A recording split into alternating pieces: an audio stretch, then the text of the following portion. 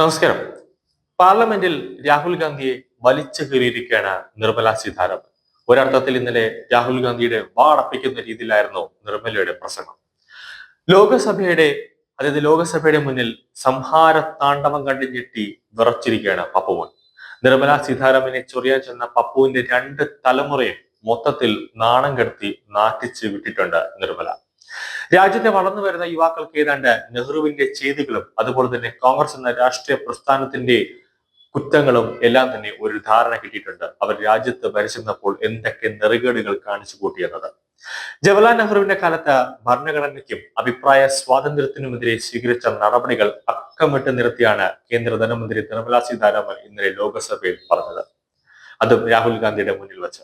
ഇടക്കാല സർക്കാർ രാജ്യത്ത് അധികാരത്തിലിരുന്ന 1951 ഭരണഘടനയിൽ നെഹ്റു കൊണ്ടുവന്ന ആദ്യ ഭേദഗതി തന്നെ അഭിപ്രായ സ്വാതന്ത്ര്യം നിയന്ത്രിക്കാൻ ലക്ഷ്യമിട്ടുള്ളതായിരുന്നുവെന്നാണ് ധനമന്ത്രി പറഞ്ഞത്. രാജ്യസഭയിൽ ഭരണഘടനാ വിഷയത്തിൽ ആരംഭിച്ച 2 ദിവസത്തെ ചർച്ചയിൽ സംസാരിക്കുകയായിരുന്നു നിർമ്മല. രാജ്യത്ത് ഭരണഘടന മാറ്റിയെഴുതാൻ ശ്രമിച്ചതെല്ലാം ഒരു കുടുംബത്തിന്റെ ആവശ്യങ്ങൾക്ക് വേണ്ടി മാത്രമായിരുന്നു. നെഹ്റു ഭരണകാലത്ത് പ്രശസ്ത ഉറുദു കവിയും ഗാനരചയിതാവുമായ മജ്റൂ സുൽത്താൻപുരിയെയും നടൻ ബജ്റാൾ സാനിയെയും 1949 അറസ്റ്റ് ചെയ്ത് ജയിലിലിട്ടത് അതിന്റെ ഏറ്റവും ഉത്തമ തെളിവാണ്. മിൽ തൊഴിലാളികളുടെ യോഗത്തിൽ നെഹ്റുവിനെതിരെ കവിത ചൊല്ലിയതായിരുന്നു മജ്റൂ ചെയ്ത കുറ്റം. ആ ഭരണകാലത്ത് രാജ്യത്ത് നിരവധി ആളുകളെ അറസ്റ്റ് ചെയ്യുകയും പുസ്തകങ്ങൾ നിരോധിക്കുകയും ചെയ്തിട്ടുണ്ടായിരുന്നു. നെഹ്റുവിനെ പറ്റി മൈക്കൽ എഡ്വാൻ എഴുതിയ ജീവചരിത്രമായ 1975 നിരോധിച്ചതും പ്രധാനമന്ത്രി ഇന്ദിരാഗാന്ധിയെയും മകനെയും വിമർശിച്ചതിന്റെ പേരിൽ കിസാൻ കുസിക്ക എന്ന സിനിമ നിരോധിച്ചതും ആരും മറന്നിട്ടില്ല എന്ന് നിർമ്മല അക്കമക്കമായിട്ട് വിളിച്ചു പറഞ്ഞു. കുടുംബത്തിനായി ഇന്ദിരയും രാജീവും ഭരണഘടനയിൽ ഭേദഗതികൾ വരുത്തിയതാണ്. രാജ്യത്തെ ജനാധിപത്യത്തെ ശക്തിപ്പെടുത്താനല്ല അവർ ഭരണഘടനയിൽ ഭേദഗതി വരുത്തിയത്. മറിച്ച് നെഹ്റു കുടുംബത്തിന്റെ അധികാരം നിലനിർത്താൻ വേണ്ടിയായിരുന്നു ഈ ഭേദഗതികളെല്ലാം കൊണ്ടുവന്നത്. 1975 ആർട്ടിക്കിൾ 392A കൂട്ടിച്ചേർത്തത്, ഭരണഘടനയിലെ 39ാം ഭേദഗതി വിധി സ്ഥാപിച്ചത്, പ്രധാനമന്ത്രിയുടെ നിയമം രാജ്യത്തെ ഒരു കോടതിയിലും ചോദ്യം ചെയ്യാൻ പാടില്ല എന്ന വ്യവസ്ഥയായിരുന്നു. ഷബാനു കേസിലെ വിധി മറികടക്കാൻ ഭരണഘടനയിൽ കൊണ്ടുവന്ന ഭേദഗതി കോൺഗ്രസ് എത്രത്തോളം സ്ത്രീവിരുദ്ധമാണെന്ന് തെളിയിച്ചതാണ്.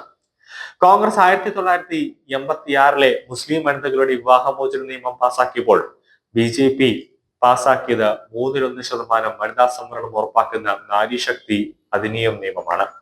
രാജീവ് ഗാന്ധി 426 ലോക്സഭാ അംഗങ്ങളും, അതായത് രാജീവ് ഗാന്ധിക്ക് മൊത്തത്തിൽ അന്ന് 426 ലോക്സഭാ അംഗങ്ങളും 159 രാജ്യസഭാ അംഗങ്ങളും ഉണ്ടായിരുന്നിട്ടും വനിതാ സംവരണം നടപ്പിലാക്കാനുള്ള ധൈര്യം ഉണ്ടായിട്ടില്ല എന്ന് ധനമന്ത്രി ചൂണ്ടിക്കാട്ടി.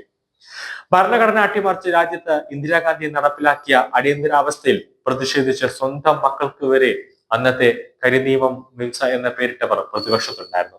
ലാലു പ്രസാദ് യാദവിനെ പരാമർശിച്ചുകൊണ്ടാണ് കേന്ദ്രമന്ത്രി അക്കാര്യം പറഞ്ഞത്. എന്നാൽ അവർക്ക് അതേ കോൺഗ്രസ് പാർട്ടിയുമായി സഖ്യമുണ്ടാക്കാനാണ് യാതൊരു ബുദ്ധിമുട്ടും അന്ന് ഇല്ലായിരുന്നുവെന്ന് നിർമ്മല വിമർശിച്ചു.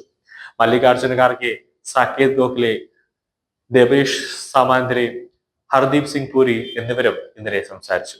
ഇന്ന് വൈകിട്ട് വരെയാണ് രാജ്യസഭയിലെ ഭരണഘടനാ ചർച്ച. തുടർന്ന് പ്രധാനമന്ത്രി നരേന്ദ്രമോദി ഇന്ന് മറുപടി നൽകും. എന്തായാലും ഭരണഘടനയുമായി സംബന്ധിച്ച്, അതായത് 2024 മൂന്നാം മോദി സർക്കാർ അധികാരമേറ്റ അന്നു മുതലാണ് രാഹുൽ ഗാന്ധി പുതിയൊരു വെർഷൻ ഇറക്കിയത്. അതായത് ഭരണഘടന ഉയർത്തിപ്പിടിച്ചുകൊണ്ട് രാഹുൽ ഗാന്ധി എവിടെ പോയാലും നടക്കും. പാർലമെന്റിലേക്ക് വന്നാലോ, UP-യിലേക്ക് പോയാലോ, ഡൽഹിയിലേക്ക് വന്നാലോ, എവിടെ സന്ദർശനം നടത്തിയാലും കയ്യിലൊരു ചെറിയ ഭരണഘടന ഉണ്ടാകും. അത് ഭരണഘടനയാണോ, അത് വേറെ ഏതെങ്കിലും കഥാബുക്കാണോ എന്ന് അത് ഇതുവരെയായിട്ട് രാഹുൽ ഗാന്ധി പുറമെ കാണിച്ചിട്ടില്ല. ബുക്കിന്റെ പുറമെ മാത്രം കോൺസ്റ്റിറ്റ്യൂഷൻ എന്നാണ് എഴുതി വെച്ചിരിക്കുന്നത്.